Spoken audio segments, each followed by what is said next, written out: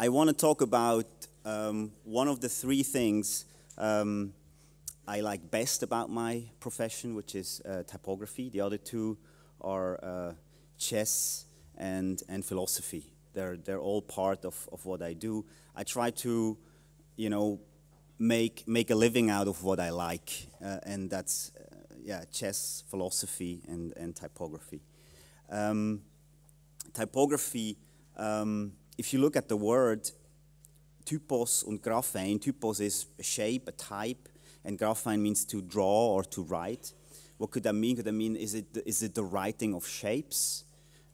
Sounds strange. Or is it the shape of writing? Sounds a little bit more familiar. Actually, it's both.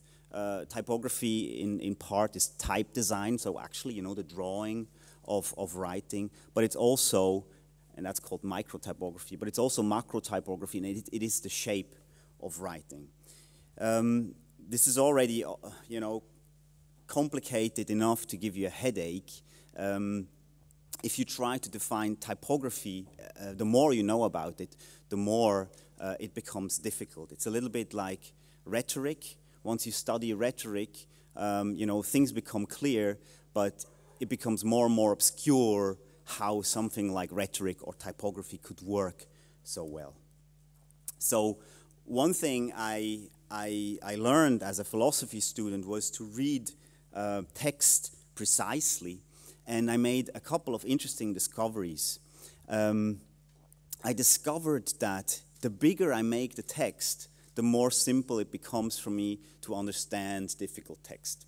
So reading Immanuel Kant or even Kafka, who has an extremely dense writing, it helps if I blow it up to A3. So back in the 90s, where I used to study, there were all these copy machines, and what I did in preparation for my classes was to copy the books and blow them up, because all these books, they were so small and the text was so small, they were so thick, and it was kind of depressing for me. I always felt like that, looking at, you know, the way books were made, like with so much type and cheap paper, and you know, you have to read something complicated like Immanuel Kant, and then you have to squint.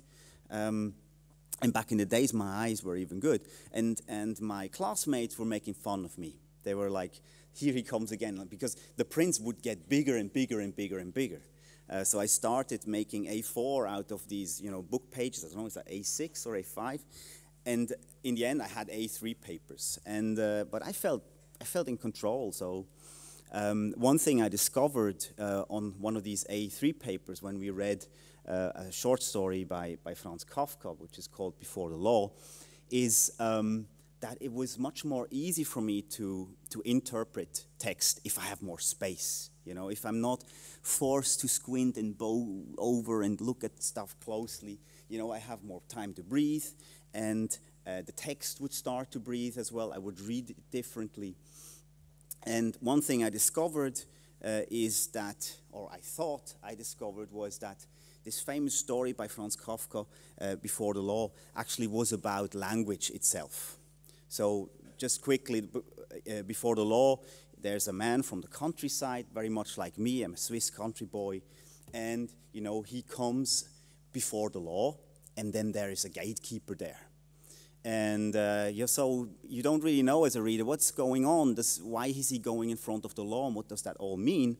And he ends up spending his life before the law, studying the gatekeeper, and in the end, you know, he gets more and more scared, actually, about this whole law thing.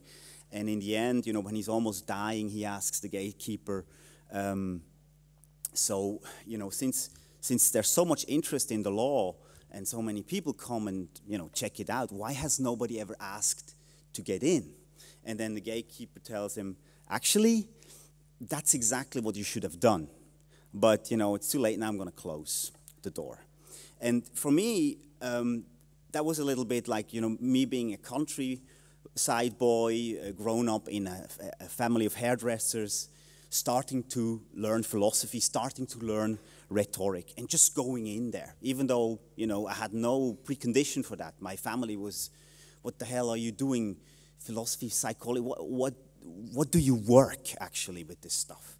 And I didn't care. I just wanted to get into the law. And one thing I noticed is that rhetoric is not just a matter of, speaking consciously and speaking in a structured way, but it's actually a meta level that goes through all language. Actually, philosophy itself is a matter of trying to understand the notions that wove a text together. So it's a form of rhetoric, actually, when you speak. So I discovered rhetoric as the law, as that magical thing. And you notice I have a hard time explaining it, because the more you know about it, the more magical it becomes. Now, 15 years later, I made another discovery. In the same way, I just, ran into philosophy because I liked it. I ran into design after my studies, and my friends were saying, "What the hell are you doing? You're redesigning the digital identity of Deutsche Telekom. You don't know about branding. You don't know about design. You're a philosopher." Well, not even philosopher, because philosophy is one of the few disciplines where you're not, a philosopher when you end it. You just studied philosophy. So you basically don't know anything about design, and you start designing these big enterprises. And, I just had to do it because no one else would design it the way I felt it should have been done. And then I started to discover a similar thing to what I discovered dealing with language when I discovered rhetoric, which is typography. I discovered that rhetoric is to speaking what typography is to writing. So inside the law, if you take a definition of someone that knows a little bit more about typography than me, Emil Ruder, he says, typography has one plain duty before it, and that is to convey information in writing. So structuring writing, visualizing writing in the way that it conveys its information best. That's what typography is.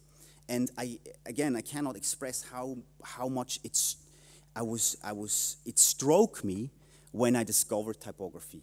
There's this famous video of Steve Jobs where he said the best thing he did was dropping out of college, because then he could take the classes that matter, and that was one class where he studied typography.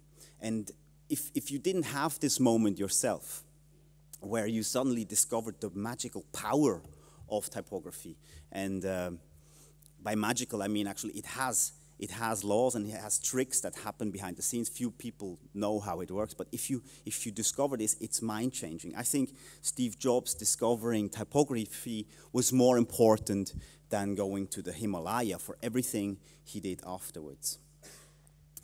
The form in information made conscious. That's what is typography for me. So the way you write and speak better, if you try to penetrate your words and with your consciousness and try to make sure that everything is in place, it's the same way that you penetrate the shape of text when you use typography. And the goal, of course, of all this is to convince. In German, there's a nice pair of words. There is überreden, which is something like talking someone into something, and überzeugen, which means to convince.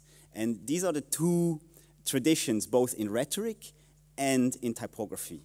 You can use typography to just be pretty and solemn and nice, and to kind of talk people into reading what you do, or you can use typography in a very conscious way, in a very serious and at the same time playful way, and try to convince people. You need to be serious with it. So if you look at the hierarchy, you have information on the bottom, then you have the writing, and then you have the typography that structures it, and the very bottom is the reader that looks at this. Only typographers or only people in design are aware of that layer of typography. Most people, see a nice brochure and they think it's the pictures or it's the well-crafted text. But what I discovered working in a branding agency, it's all about typography. The choosing typefaces is not a big deal. If you know your typefaces, and mostly it's about 5 to 10 really nice ones, that you can use. Everybody has a different set, but I think there are 5 to 10 typefaces is pretty much enough. Choosing the typeface, that's not such a big deal if you're familiar with the principle of typography. That's not what typography is. What typography is structuring and penetrating the structure with your consciousness as much as possible. And that's what makes design shine. That people care about the distances between letters, that people care about the grid and the structure of a page, that people care about hierarchy. And that's something that if you're not a professional, you don't know, but you feel it. And the more someone penetrates the text with form in order to convince the reader about the information that's in there, the more beautiful it becomes, the more it shines. So typography, in other words, is visualization of information, and, you know, in that sense, web design is 95% typography. That's an old blog post I wrote when I had almost no idea about typography. I took an out time after working at the branding company, went to Japan to actually study these things. And I wrote this blog post, and it created a big, big scandal. Actually came from another passion I have, like collecting old books and looking at this, and I thought, actually it would be nice to have a website that is as clean and as readable as these old prints. It'd be nice if we could touch it like that as well. And from there, you know, I went into this manic direction where I thought, I have to make a website that is like these old books. It must be clean. There's only one typeface, and it's about reading. It has to feel as nice as when I touch and read these old books. And so yeah, by that I created a little bit of, you know, what is standard now. And by looking at the history of typography, I created a little bit of the future back then. So people said it's sensationalist and unfounded, and it's not true. Web design is not 95% choosing typefaces, you know, but that's exactly not typography. You know, choosing the typeface is maybe 1% of typography. And that was a picture of me at the time. I was younger, more handsome, and yeah, more self-assured. And my wife took this picture on a trip to New York. So if you can see, it's Oliver Street, and I thought that's a pretty cool picture. And my wife had to laugh taking that picture, and I said, "What's the matter?" She said, "That's just too funny." And I said, "What? That there is an Oliver Street in New York?" She says, "No, look at it from close. This is you. Like the last couple of months, it's you. It's typography, typography, typography, and it's unstoppable." So you know, even though I was harshly criticized for this whole sensationalist, call it whatever you like, approach about, you know, web design is 95% typography, I went crazy. We started to make posters, and we started to make newspapers, one after the other, and it was all typography, typography, typography, day in, day out. It's all I would read, it's all I would talk about. And we did all this.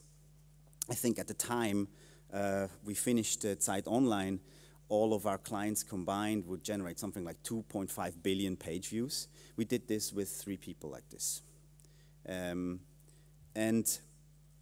what we found out doing that, so of course we didn't know in the beginning how this works, because it's quite a complicated matter. Not only do you need to know about the history of typography, and you need to know a lot about print typography, but you also need to know a lot about the technicalities of screen design. So, you know, I found out by communicating with a lot of smart people online. They told me pretty much everything. So I wrote these provocative articles. I tried to make sure that I'm standing solid. And then they came, and, you know, we engaged in a conversation. And one thing I found out designing the website for a Swiss-German magazine, Das Magazin, called Das Magazin, is type needs to be big. It needs to be seriously big. Just like, you know, my Kafka prints I made at university, it needs to be massive. And I had no rationale for it. I just felt, you know, if I put the text at 100%, or which is about 16 pixels, It's about right. And then I started to research why does this look so right? And why does 18 pixel not work or 14 pixel not work so well? And I did this experiment with actual print. So if you hold a traditional, magazine in reading distance, and you sit in front of your monitor at a traditional reading distance for screen stuff, this is how it looks if you use 16 pixels. If you put this magazine right on top of your screen, the font becomes massive. And the reason why most designers would not choose that 100% size, that 16 pixel font size, was because they would look at the screen from here, like they read books. But you need to put things in perspective. It's very important that when you sit at the screen, you don't need to move your body. And that's where the experience of an interface designer, of course, helps a lot. So as an interface designer, you don't look at the frame set and you try to match everything so it works best according to the traditional rules, but you look what people do. And one thing I noticed is that when people read on the screen, they always do this. And that's a lot of action, right? You have to make sure that you minimize the interaction with your hand. But when people start to move forward like this, you force actual gymnastics upon a reader that should just be relaxed in the chair and read, like you fly a plane. It's called surfing. I mean, it's something that should be kind of relaxed, right? So there is this whole concept of relative font size. At the time, it was easier because most screens had more or less the same pixel density. Nowadays, it's much more complicated, but at the time, it was pretty clear. 100% 16 pixel fonts will work pretty well, and they were made for that. They were made in the 90s, but they were the 100% size of Georgia is made for reading. They were created like this. And the problem that I saw when I made the font even bigger, because I wanted it even bigger, was that Georgia becomes bold. It looks like a headline when you make it bigger. And somehow also, if you work on big screens, you start to have to move your head too much if you have, too wide a column size. So relative font size was something that we noticed. You have to, and then depending on whether you have a cell phone that is here, you can go a little bit smaller with the font size. When you have a monitor screen, which is in this distance, you need at least 16 pixels at the time. Nowadays, it's more complicated because on my MacBook Air, again, 16 pixels looks really small. So the second thing I discovered was a thing called active white space. One thing that always bothered me was that all these websites made so many boxes. They have lines and boxes and background colors and shadows and all this noise, right? But my idea was to have a white page where the text shines, where the content is the important part, and not all the navigational stuff that just distracts you. And as an interaction designer, I knew things need to be structured so well that you don't need so much navigation in the first place. So active white space means that you have to make sure that there's white space coming from the sides, like this, so the text has air to breathe, and that you don't have trapped white space where you have white holes inside, which they start to scream, and it's like a trap. So I was obsessed for some time to making websites without lines, without boxes, and that worked out pretty well. The less navigation and noise you have, the more the text starts to shine. So one criticism that I got was from, what's this guy called again? This American, Tufte said, it's designed so well that you can see how badly he writes and that he's not a native speaker. He shouldn't design it so well because you see all the mistakes. He hasn't heard of the beauty of, imperfection, but what's important also I noticed is before I was completely new to to the whole discipline of typography. I was scared, like the man in front of the law. I didn't dare to go in there because I thought typography is only something for gods or for people that know the law, that went to design school. One thing I noticed was you need to have a little bit higher line height than what they tell you for print design, because the pixels make everything fuzzy, and somehow, I don't know, at a larger distance, or maybe it's the light. I haven't done scientific research, but it was very clear through user testing that people liked better to have a little bit a bigger line height. And in the end, typography is also about taste, right? And so about 140% line height would work pretty well. And then, of course, clear color contrast. Nowadays, that seems obvious, but if you remember 5 years back, there was like green text on yellow backgrounds and pink text on blue backgrounds. Fortunately, things have become much, much better. And then make a difference between text and images. So there was still a lot of people that would put titles in images because they think it's better typography, it looks more beautiful, but then they render differently from the text, and then you have this weird contrast. And that was the point that was most criticized at the time. Fortunately, nowadays that's not such a big deal anymore. So what is the other 5%? People were always saying like, oh, maybe it's only 80%, maybe 75%, and then more and more people were curious, what is the other 5%? The other 5% is interface design.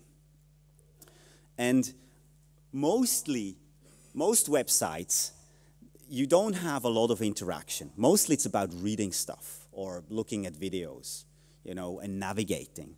So as long as you're not dealing with a web app, it's the eye, the text, and the hand that are in play. And creating interfaces that are reading interfaces, these three things you have to keep in mind. You have to look at what the eye does, how the eye moves. Do you need to use your head a lot? What the hand does. Does the hand, you know, go off the keyboard a lot? Or can you, like when you type in google.com, type your search right away and hit enter? And these three things are key. Like for reading, what you do is you read, you think, and you navigate in a text interface. And the three levels in interface design is information architecture. You have to make sure that the user finds what he expects and that the person, you know, offering his services can deliver what he wants to deliver. And for me, that was mainly something I learned in philosophy, dealing with notions and dealing with perspective. The second level is interaction design, and I had a training with my second passion, chess, in there. You have to ask yourself, if he does this, then I do that. And then if he does this, then I do that. Oh, wait a second, but he could do the other thing. So you have to figure out a system of interaction very similar to a chess problem, where the user only has one choice to achieve one task. And the third level, information design, as it's commonly called, actually is typography. So yeah, typography has one plain duty before it, and that is to convey information in writing. And that was my job as a designer up until then. And then I thought, then I was getting a little bit bored, to be honest. Did a lot of newspapers, and I knew how it works, and I still know how it works. And I thought, there must be more. There must be more. There must be, you know, people would not criticize me anymore for doing design or doing typography, things I wouldn't know anything about. So I thought, I have to find something I don't know anything about, and people call me crazy again. So I said, I'm going to make a writing machine. I'm going to go away from reading typography, and I'm going to into writing typography. I'm curious if there's something there, because as with web design, I was not satisfied with writing interfaces. I was getting angry every time I used Word or even Pages or simple text. It was just not what I wanted. I wanted more, and I had a similar vision. Everything has to go away except for the writing experience. And there's a difference there. So when you write, it's the eye, the hand, and the text. And you read a lot, you think a lot if you care for what you write. And then there are two things that happen. You write and you navigate. So between the text and the hand, there's these two things that happen. You write and you navigate. And I felt most user interfaces, there's too much navigation there. I have to use my thought to navigate instead of writing. And I felt that's the problem. I want the user interface where I can use all my brain power to just write. That would be nice. And how do you do that? Again, typography helps a lot. So this was the first product we launched, IA Writer for iPad. And yeah, it's, again, people called it crazy. I took everything away. All navigation was gone. And in a thing called focus mode, actually you write focusing on the 3 last lines. Because I felt most writing interfaces, the type starts screaming at you from all sides. And instead of just going forward, you think like, oh, this, I could change this, I could change that, and you destroy the pattern, the linear pattern of a text. Instead of just going forward, you start editing around. And I said, okay, not only navigation has to go, but also that noisy text that keeps me from focusing has to go. The actual idea of focus mode from the start was actually to write 1 sentence at a time, because I knew back from my philosophy days and my rhetoric days, 1 sentence has to have 1 thought. So if I want to think through a text and write it down clearly, I have to do it 1 sentence at a time. And that was a complete change from the way I was used to write on computers, where it's all like up and down and I don't know what. And you have a similar fear as when you write on a white paper, it's so empty. And if you have focus mode, where you write 1 sentence at a time, you're not that scared anymore. Everybody can write a sentence. So I felt that this approach, as a help, not of course, you can use focus mode when you get lost, or you use it at the beginning, or you can use it throughout the writing process. Different people have different preferences. But I felt that this, especially when you write a difficult text, it's like when you climb a mountain. If you think about the top and how many hours it's going to take you to be up there and how steep it is and how many calories you use and time just doesn't go forward, it's a real pain to go up the hill. But if you always just think about the next step, as a country boy, I knew that. Just think about the next step. You're going to be up before you know it. I'm almost done. So same rules, relative font size. It has become much more difficult because there are more devices and they have different resolutions. Active white space, give the text a lot of white space around. It reads much better. Screen-friendly line height, clear color contrast, discern text and image. Actually, images was not in there to begin with. So what's different? I chose a monospaced light font. Why?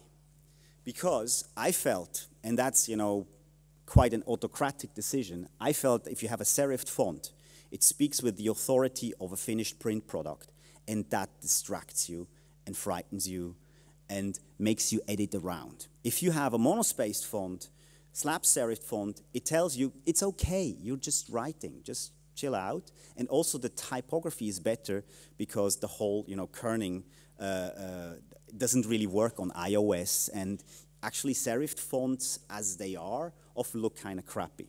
And I choose a light font because when you go over the 18 pixel barrier with typical screen fonts, they become bold. So the light font made it feel real again. Why monospaced? Yeah, like I said, to make it feel provisory, to make you feel at ease, that you don't have that high expectation of a finished text. Why light? Because traditional screen fonts are not made for contemporary screens yet. We need screen fonts that scale well over 16 pixels. So light is a trick to get around that. So I've been experimenting a little bit. So the next crazy step after doing macro typography is micro typography. This is Georgia at 48. Looks like a headline, bold. And I, manipulated it a little bit to make it look like body text again. But that's down the road. And there are a couple of points and then I'm done. So one thing that I've been doing with Writer is being a soup Nazi. It's a famous episode from Seinfeld where a guy has a soup shop And he has his absolute strict rules in there. You have to stand in line, you have to say certain things in a certain way. And he can do that because his soup is so good that people would obey to any kind of rules. But also because, you know, of his strict rules, his soup would be so good. So the soup Nazi rules was no navigation. You know, you don't click around, you don't navigate to different pages, you're always on the same page. No settings. A lot of distraction in typical writing interfaces comes from people fumbling around with, you know, maybe I need black font on white text, or I need this font or the other font, or this leading, or this measure. You know, people fumble around instead of, and non-typographers do that. How the hell would non-typographers know how to structure their text when already, you know, we have trouble finding the right settings? No noise, you know, no special effects, no, you know, gimmicky Apple stuff. No mouse, you know, writers are supposed to keep their fingers on the keyboard, so you can use the whole interface with the keyboard alone, and no fumbling with type. This is not your job as a writer to fumble with type. There are people that know that much better, and if you have a certain preference, and it's not the one I chose for you, you know, check it out. If you don't like it, too bad. So, like the soup Nazi said, no bread for you. So most requests I get, and we sold 200,000 apps now. People, of course, always have their wishes. I want this, I want that, and I've been pretty harsh to keeping it as simple and as focused as it is. Thank you.